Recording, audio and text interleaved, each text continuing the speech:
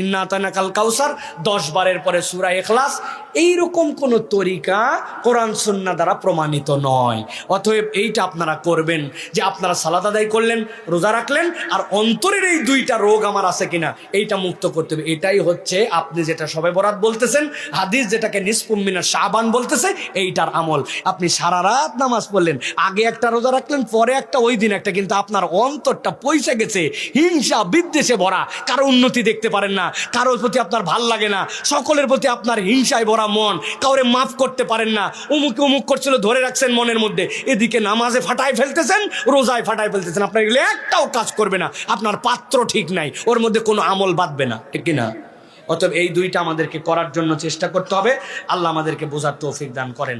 হেফসখানায় রাত 4টায় গোটা পৃথিবী যখন ঘুমায়, মুসলমানের 10 বছরের বাচ্চা তখন আল্লাহর কোরআন নিয়ে বসে। খোদার কসম, এরা এই জমিনের সর্বশ্রেষ্ঠ ভালো মানুষ। আপনি ভালো মানুষ চিনেন না? মানে আপনি ভালো মানুষ হেনে না গিয়ে চাইবেন?